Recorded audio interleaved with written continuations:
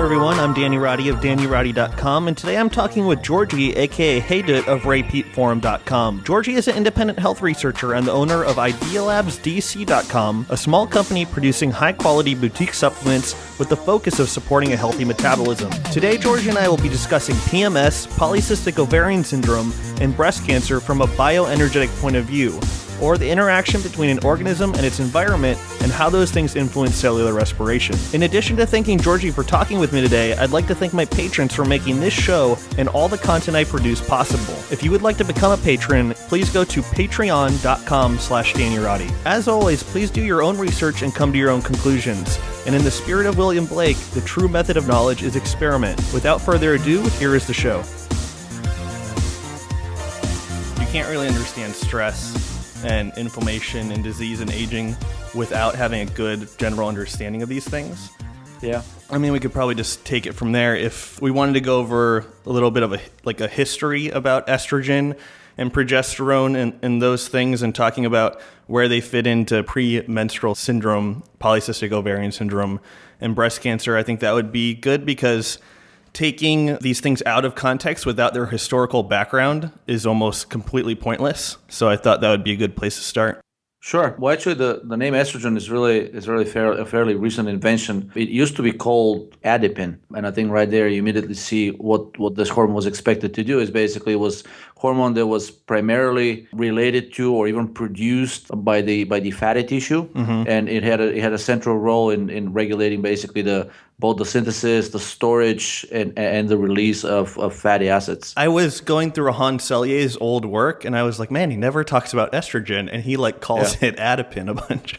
So yeah, that's dead on. Yeah, basically, and up until I would say the early 40s, nobody really called it the female hormone. It was studied in situations where it was found to be associated. And back in the day, they didn't have basically the apparatus to do large controlled clinical trials, but it was known to be elevated in a variety of conditions, which later somehow, in a bizarre twist, were marketed as somehow being treated by estrogen. But basically, estrogen was known to cause immediate miscarriage in virtually any kind of an animal model that it was tested in, and it was very well known among people who dealt with livestock like sheep and horses. And it was known that even a very, very low dose of estrogen would cause either prevent the implantation if the animal is not pregnant yet, or abort the pregnancy. And it was also known that basically that the levels of estrogen rose in correlation with stress, depending on how stressed the animal was. So as you can see, I guess we haven't made much progress since the 1930s and 1940s. Not only that, but we've taken a huge leap backwards, because even to this day, even after the fiasco of the 1960s and the widely used hormone replacement therapy with the DES and some other bioidentical estrogens that were either injected or given as pills, even though this was put on hold, basically the NIH in 2002 officially added estrogen as a known mutagen and carcinogen to its list of known carcinogens. Incidentally, that the press release announcement that I can send you later basically says that there are also a number of aromatic polyhydrocarbons, such as the ones found in soot. And Ray talks about it basically the process of burning organic material, the byproducts, the soot that remains is highly carcinogenic. And he also makes a parallel between the estrogenicity and carcinogenicity of different substances. It's almost one-to-one. If a substance is found to be estrogenic, it almost always has been found to also be carcinogenic, and the other way around. So knowing that, for example, ionizing radiation, we know that it's carcinogenic. How does it manifest its effect? By increasing estrogen and basically having an estrogenic effect on tissues. Do you want to go through a brief scenario of how estrogen would increase, and then how would estrogen be involved in all these problems? What could it possibly do to manifest in all these different issues? There are two kinds of metabolism you can really have. It's the thyroid-driven or the pituitary/adrenal-driven, right? So if the thyroid is working well, then your pituitary and your adrenals, they don't have much work to do, and they're sort of they're quiet and calm, and nothing really happens there. And it's been shown that people with good thyroid function, they almost never develop these benign conditions. I call them benign because, it's as opposed to malignant, but they're really not that benign at all. The pituitary tumors associated with hyperprolactinemia anemia, Cushing disease, things like that. Basically, these things develop in people in whom thyroid function is not working well. So let's say if you're one of the unlucky ones, which seem to be the majority of people nowadays, if your thyroid function is not working well, and how does that happen? Whenever you're under some kind of stress, basically what happens is the body will go quickly through your glycogen storage. And then once that is depleted, that is a signal for the body that you're under continued stress, right? Something you could not escape from or relieve in the few minutes that you have glycogen storage for. So after that, what happens is basically the body signals the pituitary to start producing hormones CRH and ACTH, and they actually signal the adrenals to start producing cortisol and adrenaline. Cortisol and adrenaline, what they do is cortisol will mobilize, will start shredding your muscle tissue and your thymus and your skin to basically provide free amino acids for the process of gluconeogenesis. So that's how your body will get the extra sugar it needs. And adrenaline will increase lipolysis. It'll start shedding the fat tissue and will dump all of these free fatty acids in the blood. You see why immediately this is not a good situation. First of all, whenever the pituitary and adrenals are in overdrive, thyroid is not working on. Even if it was a healthy thyroid, if you're under stress, your thyroid will be at least temporarily shut off while the stress reaction is going on. But suppose this continues, and you start relying more and more on this, stressful type of metabolism through cortisol and adrenaline. What happens? A couple of other things that go on basically, since you have the Randall cycle and glucose and fatty acids cannot really be metabolized at the same time, whenever you're under stress, because you have elevated free fatty acids in the blood, you will also likely have hyperglycemia, because even though cortisol shred your muscles and some other tissues, and the liver, if it's working well, converted them to glucose. This is actually best case scenario. Some people don't even get to that point because they have poor liver function. That's even a worse situation. But let's say everything was working fine. So basically all the glucose that the liver synthesized, it will not be able to be used. So you will have a situation where your body, even though it sort of metabolizes itself to produce this extra glucose, it floats around. So you'll have hyperglycemia, and reactively you also have hyperinsulinemia because the body will jack up the production of insulin to dispose of this extra glucose. So you can produce all of the features, the symptoms, and even some of the pathology of type 2 diabetes by exposing any organism to more than to a stress that lasts longer than the glycogen reserves are sufficient for. So basically, while you have elevated free fatty acids, you will not be able to properly metabolize glucose. What the free fatty acids do, especially if they're PUFA, I mean, the saturated fat is a little more benign, but still, it's as long as you're in a Randall cycle, basically burning fat is a signal of stress. So the body will continue to keep the pituitary and the adrenals activated. But if that free fatty acid that is liberated, if they're PUFA, they'll also activate the production of estrogen. They directly stimulate the expression of aromatase in every tissue, not just your fat tissue where basically most of the estrogen is typically synthesized, but they'll also activate it in the brain, they'll activate it in the ovaries, they'll activate it in your skin. So you'll start synthesizing estrogen everywhere. So that really is a brief summary of how short stress and then continuous stress will eventually lead to the production of extra estrogen. And the reason this is bad is because, again, a short-term solution, estrogen release is actually not that bad. If you need a wound to heal, you need cells to divide and grow, right? So there's definitely a physiological role, but if this continues unopposed, what eventually happens is that estrogen has a very nasty effect of destroying the negative feedback effect between the production of cortisol. So basically what you'll have is hypercortisolemia. So basically, as long as estrogen is elevated, the body will continue to consume itself, even if it does not need that extra sugar. And that extra sugar, even if it needed it, it cannot use it while lipolysis is going on. So basically, by stress causes your metabolism to shift from thyroid, which is the efficient, to the basically the sickness metabolism, what I call it, which involves the hypothalamus, the pituitary, and your adrenals.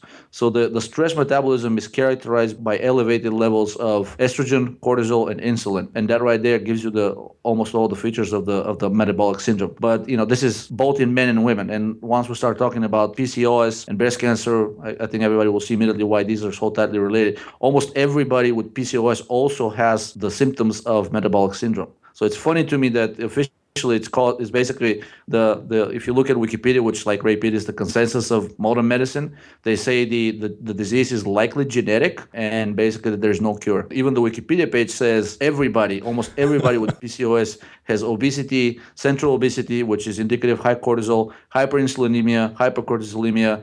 And of course, now they also admit that there's also an incredibly high production of estrogen in PCOS. But it's still, I think officially, it's still called hyperandrogenic anovulation. So it tells you how twisted the reality is. Nobody really, I guess, officially understands what it is. And I don't know which one is worse, to be so wrong or to be so misguided. Ray has a great quote. I wish I had it in front of me, but it's something like, if a woman is experiencing problems with menstruation or missed periods or headaches or symptoms around menstruation, that she's likely to experience worse problems later in age. You just set up an awesome foundation for stress, excess estrogen, excess cortisol. Do you want to tie that into how something as, quote, benign as PMS, that would be a huge indicator that something was wrong? Basically, whenever you have any kind of a dysregulation, any kind of a disorder that involves mood, mental disorders, or bleeding, chances are that estrogen is involved. As of right now, at least the psychiatric industry, if I can call it this way, is already aware that PMS is largely an energetic disorder. So they have almost given up on treating it with birth control. So now they're actually starting to prescribe drugs that are known to sort of calm the brain. So some of the latest treatments for PMS are actually GABA agonists, drugs that are used either for treating anxiety or epileptic seizures or other disorders. And as we well know, estrogen is a major brain excitant. If you want to get the same effects, but probably less harmful than estrogen, you can inject yourself with cocaine. They have identical effect on the brain. In severe cases, it can have like the seizures, the mania, or extreme depression. They have bipolar disorder. Some of the people that suffer from really bad cases of PMS, they have cramps, abdominal cramps. They're known to retain water more easily. For every single ones of these symptoms, estrogen has a very central role. It disturbs brain function, as I just described. It's an excitotoxin, so it kills brain cells. Even if the exposure is, I think within a few minutes of elevated estrogen exposure, your brain cells start to die. It also increases the production of cortisol, like I mentioned before, and destroys the negative feedback mechanism. So you'll get high cortisol as well. Whenever you have high cortisol, you will not be in a good mood. If cortisol is mildly elevated, you'll be in a state which many people may confuse with a mild euphoria. But anything beyond that gives you very nasty symptoms.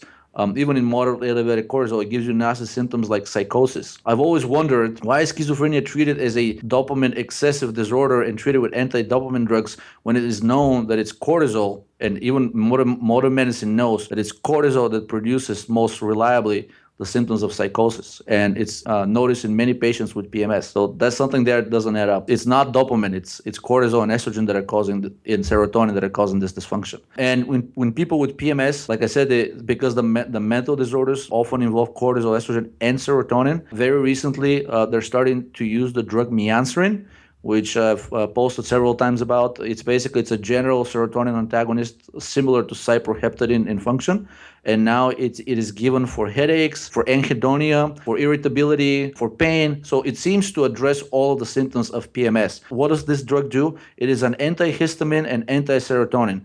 All antihistamines block the effects of estrogen. And anti-serotonin, it basically reduces both the serotonin and prolactin. And anti-serotonin agents also reduce cortisol. So right there and then you have it. If this anti-serotonin, anti-estrogen, anti-cortisol drug cures PMS, then PMS is not really an issue of deficiency of estrogen. Does it work by inhibiting mast cell degranulation and releasing histamine? Is that... Mianserin is strictly an antagonist of histamine. It doesn't really decrease the production, the synthesis of histamine. It opposes it. Natural substance that is known to do that very effective and in very low doses is the amino acid theanine, the one found in tea. Only 20 milligrams completely inhibited the synthesis of new histamine by mast cells in mice. And you brought up a good point about cortisol creating euphoria. And very often somebody will send me an email or I'll talk to somebody and they'll be like, hey, I gave estrogen a shot because my doctor told me to use it and it created good effects. Like it tightened my skin and it solved whatever problem the person originally went into the physician for.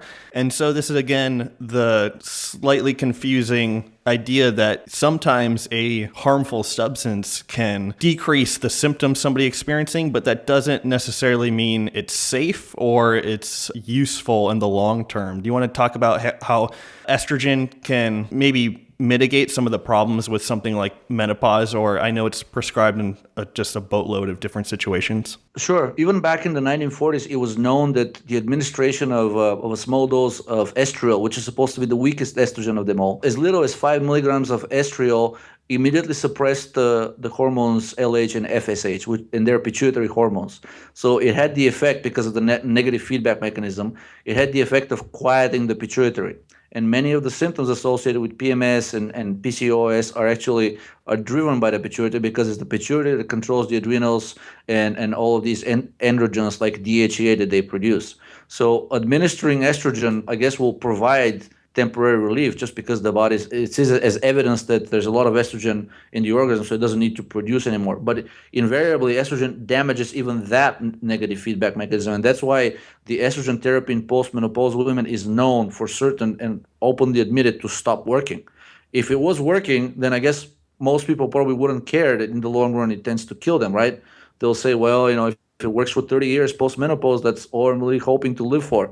But it doesn't last that long. Within a few years, I think the maximum known is 5, it loses all of its effectiveness. So that's why, modern medicine currently is at a loss what to do. And only recently somehow miraculously found that things like GABA agonists, like antihistamine and anti-serotonin drugs seem to quiet down the stress syndrome, the stress metabolism. And if thyroid is working well, these people can go back to basically living normal, healthy lives.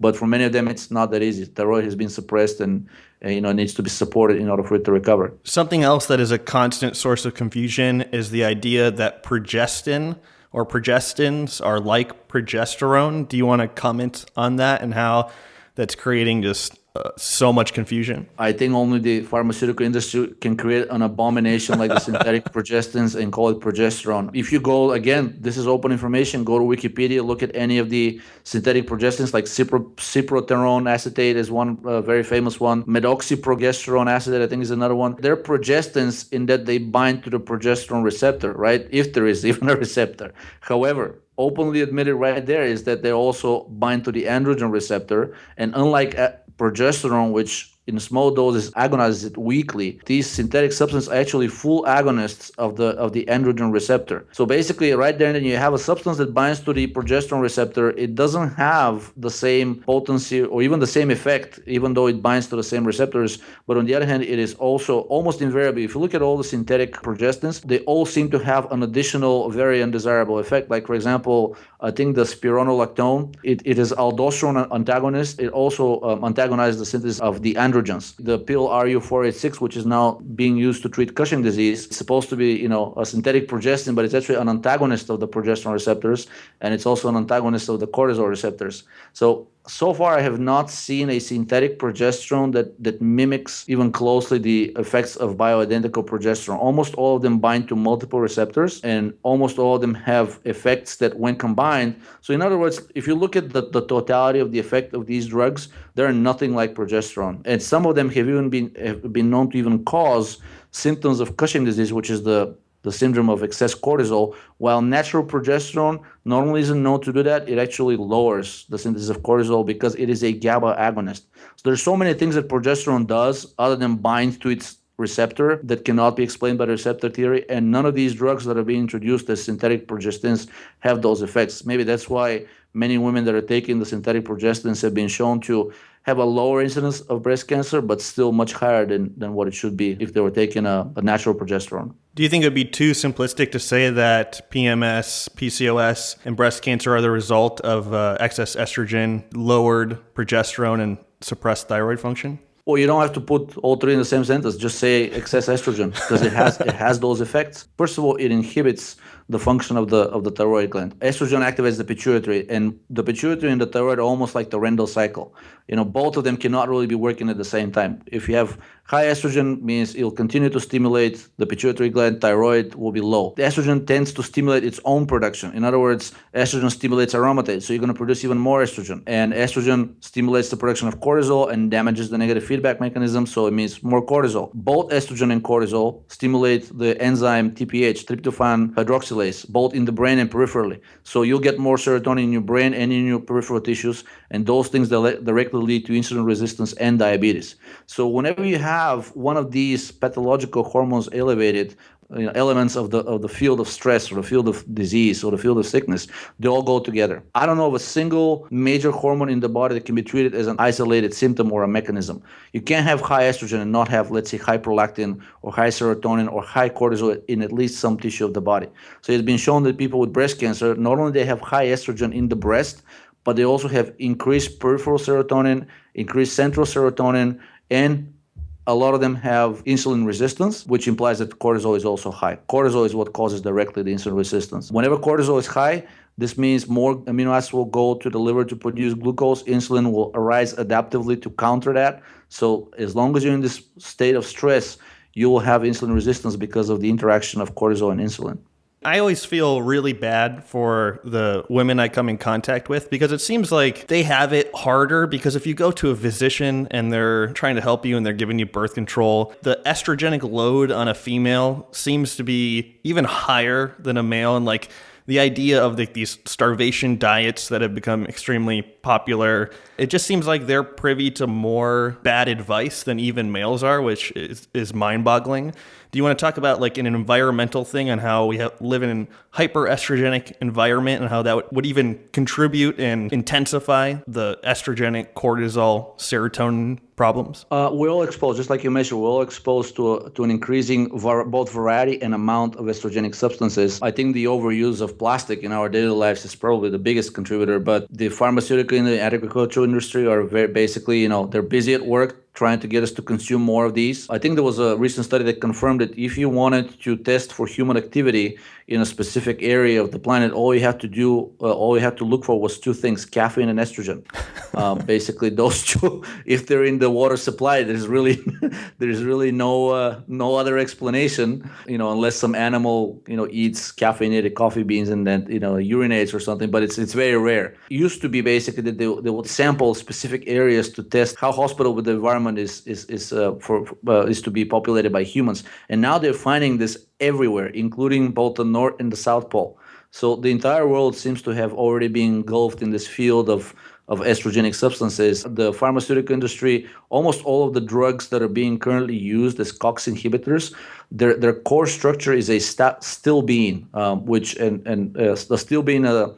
Naturally, they're found in grapes and in many berries. So a very, very famous example of stilbene is resveratrol and is known to be highly estrogenic. So a lot of the drugs that you get for pain, and these are the most widely consumed drugs worldwide, are actually a direct derivative of estrogen, and they do have estrogenic effects. Many people probably remember the fiasco with the drug Vioxx, which caused so many heart attacks and strokes and deaths in young people that it was withdrawn from the market.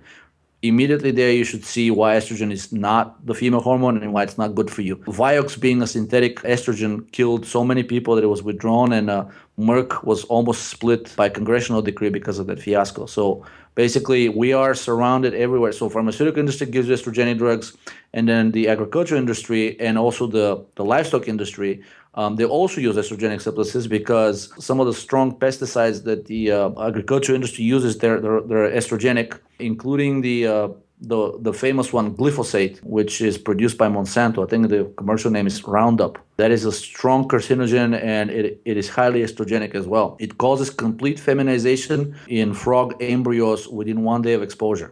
After they've been formed, after they've been basically been determined to be male, it can change their gender within 1 day. And basically, the livestock industry is using many estrogenic substances because they're known to very reliably fatten up the animals, increase the fat tissue, and because you sell the animal based on its weight, that's actually great news for the livestock industry. But keep in mind that all these estrogenic substances, they're not simply being excreted by the animals, which would have been bad enough because they accumulate in the blood supply. They also get deposited in the fat tissue, and so we actually end up eating them. And we seem to be able to pass them on to our offspring, our children as well. So the effects are transgenerational as well. So basically, there are some studies that have shown that both the sperm count and testosterone levels in males worldwide have declined by 40% since the 70s. So something is going on that's basically, making males less male. And if that wasn't enough, and keep in mind women are also exposed to that, if that wasn't enough, the current major selling drugs for contraception, the oral contraception, used to be exclusively estrogens. Now they're combining an estrogen with a synthetic progestin, which may actually make the situation even worse because it fools the body into thinking that there is progesterone to oppose the estrogen, so it may not produce much on its own, even though it would have if the organism is still healthy. So basically, women are overexposed through the environment and through the expert advice of their doctors. And there's been an epidemic of strokes and heart attacks in young women, in women under 30, which is something unheard of. And women, unlike men, not that it's a good thing for a man to get heart attack or stroke, but women are actually much less likely to survive them if they get one. And due to that, I think basically there was a major shift back in 2008 because there were several class action lawsuits for the drug Yasmin, which was very popular among young women. It was a very potent estrogen. So because of the lawsuits that stemmed from the usage of this drug, several young women died and they were completely healthy. The industry is now moving towards the synthetic progestins. I think they're aware that estrogen has a bad rep. So they're doing what they can to balance that with, everybody knows progesterone is the opposite. So here is some progesterone. You ask for it and we're giving it to you. Of course, it's not progesterone you're getting. In a hopeless situation almost, what are things to see light at the end of the tunnel? Like what can somebody do, modify their diet or their lifestyle in general to lower estrogen, lower cortisol, lower serotonin, and increase thyroid and progesterone? I think the best thing you can do, assuming that there are no receptors, basically that the entire cell is the receptor, then I think you have more options than if you were driven by receptors. But I'll give options for both. If you believe in the receptor theory, there are some things that you can do to displace these endocrine modulators, because that's how the pharmaceutical industry calls them. It invented a very sexy name to basically conceal the fact that they kill you over the long run, and like I said, some young women over the short run. So basically, if you believe in the receptor theory, you can take something that binds to the receptor, the estrogen receptor, and antagonizes it. And one of the most potent and well-known such substances is vitamin E. In fact, that was its sole function originally that was known to everybody who was studying it. And the name tocopherol means the fertility alcohol, the fertility vitamin. And it was known to increase fertility in both men and women. And estrogen is known to decrease fertility in men. So right then you see that vitamin E does something that is antagonistic to estrogen. However, more recent studies have confirmed, if you believe in the estrogen receptor, that vitamin E, especially alpha tocopherol, specifically binds to that receptor and antagonizes it. And the human doses needed for that were actually quite low, something on the order of, well, I shouldn't say quite low, but easily achievable, something on the order of 600 international units daily. So most pills come in 400 units. So you take 2 of these pills, you should be able to antagonize some of the direct effects of estrogen on your body. However, just like all of the receptor antagonist drugs, all they do is they sort of protect the cell from the effects of a specific substance. Now, that's not going to lower the levels of estrogen that are being synthesized.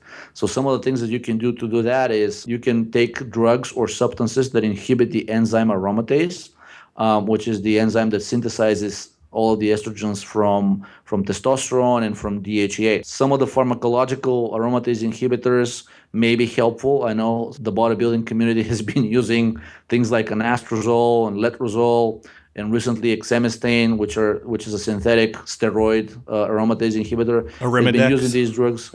No, exemestane. Oh, is that it? Arimidex is anastrozole, basically. So exemestane is a steroidal, and it's a suicide inhibitor too. So if you take that drug, it will destroy the enzyme aromatase. So for a few days, even after stopping, you won't be producing any estrogen. Now, that seems to not give everybody it works for reducing estrogen, but they tend to have some unpleasant side effects such as joint pain, mood dysregulation, things like that. So which in my opinion, it tells us that we don't know enough about the full effect of these drugs. So I can't really say open-heartedly that they will be beneficial, but for somebody in a dire situation like somebody with breast cancer, these drugs are actually the accepted first line of therapy. So if you don't believe into the receptor theory, then what Ray says is that the effects of any substance, including steroids, on the cell depends on the energetic state of the cell. What the cell lets in and keeps out, it requires energy. So ensuring proper metabolism is paramount. Now, of course, somebody will say, well, how do I do that if my metabolism is already compromised?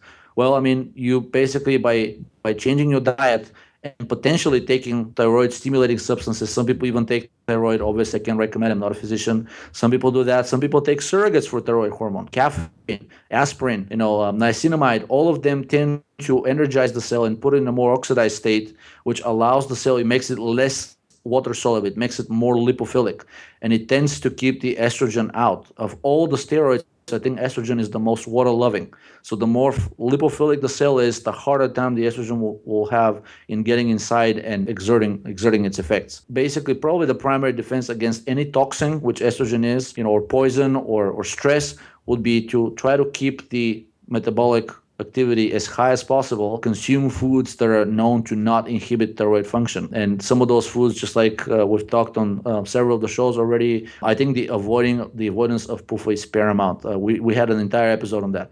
PUFA activates all of these disease mediators. It increases the production of estrogen, increases the production of cortisol, increases production of serotonin, damages the feedback mechanisms, whatever they are there. It is immunosuppressive. So avoiding PUFA from that is paramount. Other things you can do is try to limit the consumption of muscle meats because they contain the amino acids tryptophan and cysteine and methionine. All three of them are thyroid inhibitors. And on top of that, tryptophan is directly carcinogenic. And some people even died from consuming directly tryptophan. So it's just not an amino acid you want to consume in large quantities. If you have to consume the muscle meats, you can balance that by eating a decent dose of gelatin. Like I think Ray said once that if you're going to eat a large steak, then a tablespoon of gelatin is probably needed to balance its anti-thyroid effects.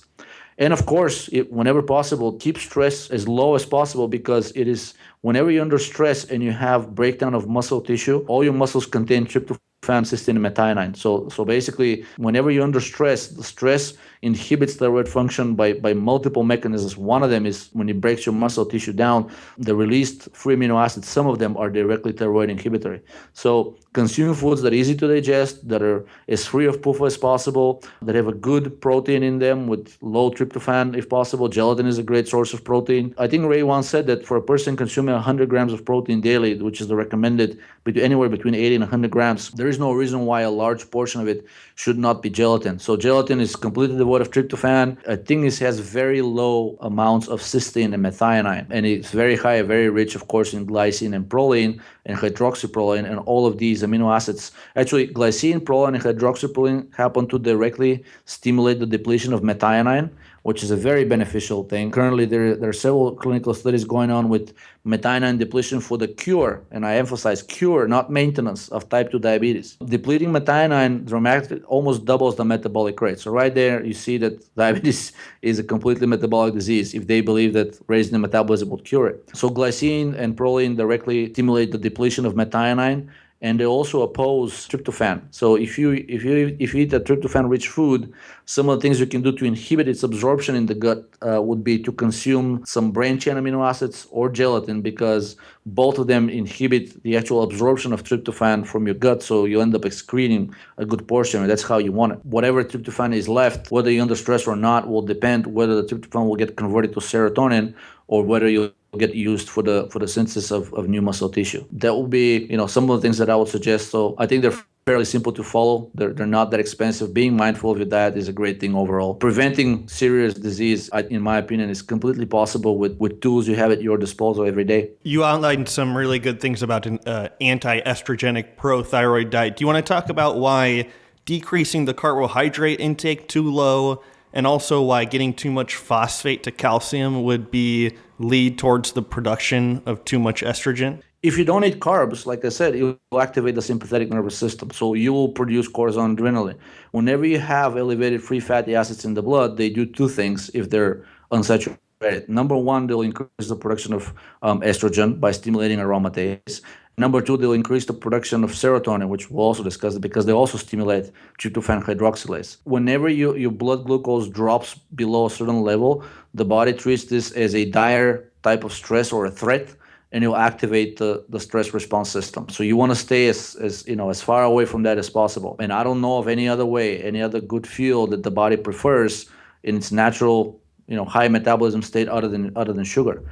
It is the one that's most efficiently oxidized and turned into carbon dioxide, and also the medium chain triglycerides of some of the saturated fats are also very easily oxidized. So they're also, a good source of carbon dioxide, but not as good as glucose. And the calcium would help restrain not only estrogen, but prolactin and parathyroid hormone, which are involved in those issues? Exactly. So that's actually its primary function, really, in my opinion, is calcium keeps parathyroid hormone and prolactin down, and prolactin is the major metric in the body for total estrogenic activity and also total serotonin reserves.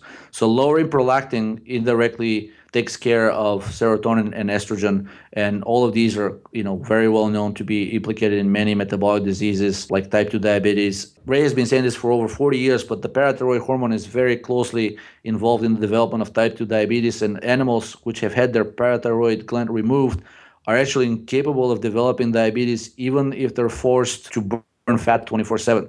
So it shows you that the elevated levels of parathyroid hormone is not something good for you, and it's known to increase under a variety of stressful conditions, especially surgery. Some of the most reliable biomarkers of stress after surgery are elevated parathyroid hormone, PTH, prolactin, cortisol, and estriol, which is one of the estrogens. And a common question I get is why I would ever talk about milk, because obviously there's estrogen in it and it will increase your serum levels of estrogen. Do you want to talk about any milk research you've come across and why that idea and not worrying about endogenous estrogen production is a little off base? Unless the animal somehow was injected with so much estrogen and found its way into the milk, the amounts of estrogen you get from milk are really not that high compared to your endogenous production, especially if you're under some kind of a suboptimal health condition such as insulin resistance or polycystic ovary syndrome or any other kind of condition. Again, estrogen is not the female hormone. Estrogen is the stress hormone. So you are producing it anytime you're under stress, which for most people is 24/7. So it's been shown that the amount of estrogen in milk is really not that high unless the animal was specifically treated with estrogen. And we know the livestock industry does that. So I think I don't want to, again, endorse any products, but that may make a case for consuming organic milk only. So far, they have not been able to erode that standard, even though it is quickly eroding. As a side note, I want to let you know when the standard was first introduced in 1972, the USDA organic standard, it allowed only 5 synthetic substances to be present in any product that can be certified as organic. Right now, the number is 272. So through lobbying and continuous erosion of the standard, basically the food industry is trying to get that standard as close as possible to its normally produced products, which are poison basically, while still making you pay a price, a premium, because in theory you're getting an organic product, so it must be good for you. And then additionally, I think Ray mentioned that progesterone and testosterone was in the milk, and most of the estrogen, if I'm not wrong, is in the fat. So if you're drinking a lower fat milk, it's even less of a problem. Exactly. So just like I said, one of the original problems with the livestock industry was that all the estrogenic substances that they use to treat the animals, they get in their fat. So if you're going to eat meat or animal product of any kind, avoiding the fat basically limits the amount of estrogens you're going to consume. I haven't looked at many studies on milk, but the 2 that I saw, they did not find an increase in estrogenic activity in people who consumed it. Now, even if your plasma estrogen levels increase, that does not necessarily mean your tissue levels are high as well. In fact, Ray has mentioned this several times, and I've seen some studies to confirm it. Usually in males, high serum levels, high plasma levels of estrogen usually correlates with low total concentration of estrogen in the tissues. So, and progesterone has that effect on some males. If a male takes progesterone, it may temporarily cause an increase in plasma estrogen because it's getting it out of the cell and the person is excreting it. That was all I had. Was there anything else you wanted to talk over, Georgie? I think we can talk a little bit about breast cancer if you want. Yeah, let's go into that. The consensus is that it's largely genetic, especially for the people that carry the BRCA1 and 2 genes. And even though diet, lifestyle, and general attitude towards the world can affect its course, currently the belief is nothing you do or consume really affects the initiation of the cancer process, even though officially NIH said that estrogen is a major carcinogen and mutagen. Officially, if you go Wikipedia or any of the official publications by the American Cancer Society or some of the stuff that comes out of some think tanks that are closely related to and funded by the pharmaceutical industry, you will not see anywhere anybody stating conclusively that estrogen is known to cause cancer, even though NIH says it does. It's now part of the official list of carcinogenic substances. So the official dogma is once again that it's something genetic you have very little control over. And basically, even once you develop it, it's not something that you can really affect that much with diet and lifestyle. So, you're largely left to the traditional therapy of cut, poison, burn. Surgery, if it's operable, and some breast cancers are considered not, then you get a round of chemotherapy and you get radiation if necessary. Basically, that's really the specific course of the disease. And only recently, there have been studies which show that in women who are estrogen, their cancers are estrogen receptor negative, which Ray said is actually it shows you how abnormal the breast cancer is, not really that it's that it will not react to estrogen. It was shown that progesterone was even more effective than in normal quote unquote breast cancer in inhibiting the growth and especially the spread, the metastasizing of the tumors. I think the tide is turning on breast cancer. What worries me in the whole process is that now I'm seeing calls to reinstitute the hormone replacement therapy from the 60s. Maybe the pharma industry is really so low on money that it's trying to resurrect something that was, I believe, was stopped almost, but I don't know if it was an act of Congress or a presidential directive, but it was that serious at the time. And now they're saying, well, we initially got the dose wrong. We thought, basically that we're giving a dose that's too high, but apparently it wasn't. And now they're proposing to reinstitute it in only certain women, but make no mistake, they'll try to push it to everybody and actually triple the dose.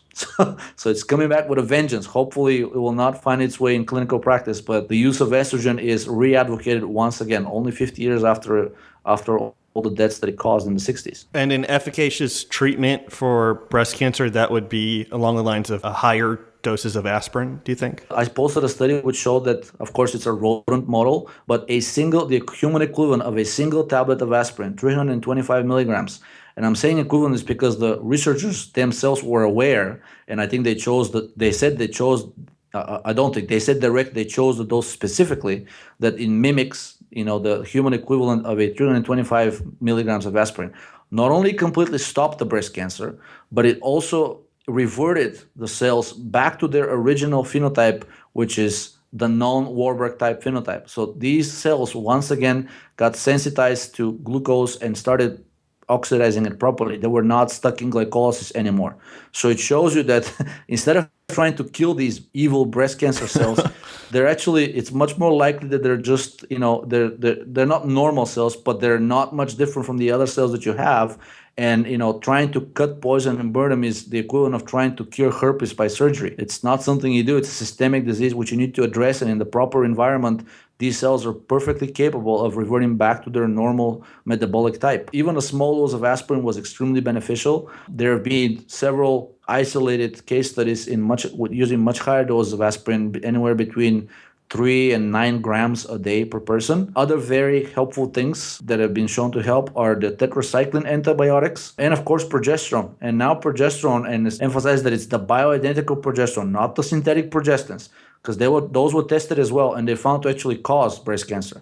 So you immediately you see what kind of a progesterone you're getting from those. But now there's a large clinical trial going on with bioidentical progesterone, 600 milligrams per day orally, for the treatment of metastatic breast cancer. So the pharma industry is not dumb. They may be slow. They may be, because they're large and, there's a lot of information that they need to absorb, but they see what's going on. And they're aware that the current line of therapy does not work. So basically things that oppose estrogen, tetracyclines do that, but they're also quinones. So they stimulate your metabolism. They, just like aspirin, they've been found to reverse the Warburg phenotype. They're making the cell normal again. So other things, so progesterone, aspirin, the tetracyclines, methylene blue is a great tool as well. Basically, all cancer conditions are characterized by the buildup of lactic acid and basically the increase of the levels of NADH. In other words, lowering the NAD to the NADH ratio. So methylene blue does two things. It helps oxidize the extra lactate by replacing oxygen, which is the final electron acceptor. So in the absence of oxygen, in the hypoxia in a cancer cell, the cancer cell will use pyruvate in order to oxidize NADH back to NAD. So you'll produce lactate. But if methylene blue is there, you will not be producing lactate. Methylene blue can directly oxidize NADH back to NAD. And thus dramatically improve health. I guess some of the B vitamins are actually known to also have this effect. By the way, the fat-soluble vitamins, all of them are anti-estrogenic. Vitamin A, vitamin E, we already talked about. Vitamin K has recently been found to be anti-estrogenic, and it's also a quinone. It's in the family of the tetracycline antibiotics. So all 4 fat-soluble vitamins are known to have anti-estrogenic activity, but some of the B vitamins are very helpful as well. Everybody knows why B3 is helpful. It limits lipolysis, increase NAD to the NADH ratio, which is very low in cancer. Vitamin B1 will help you oxidize the pyruvate through the enzyme pyruvate dehydrogenase, so there will not be that much of a buildup of pyruvate in your body, so the body will not have that much pyruvate to turn into lactate. I think the vitamin B6 is also very important because it has been shown to directly block the estrogen and the cortisol receptor, the glucocorticoid receptor.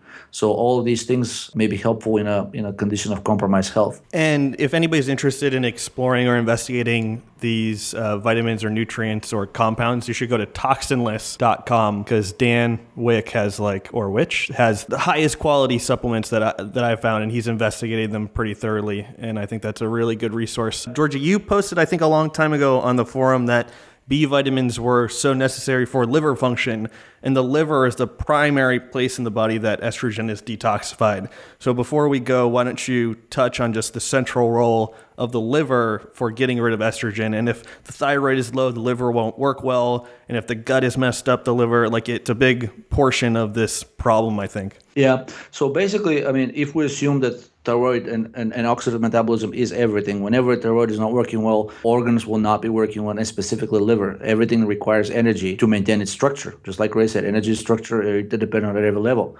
So without proper thyroid function, liver will not be working well. And it has been shown back in the 1920s that even a small decrease, physiological decrease in the levels of the plasma levels of vitamins B1 and B2, thiamine and riboflavin, dramatically inhibited the capacity of the liver to glucuronidase estrogen and excrete it. And as soon as they administered, basically they supply the animals with extra vitamin B1 and B2. Even in animals with compromised liver function, the detoxification of estrogen went back to normal.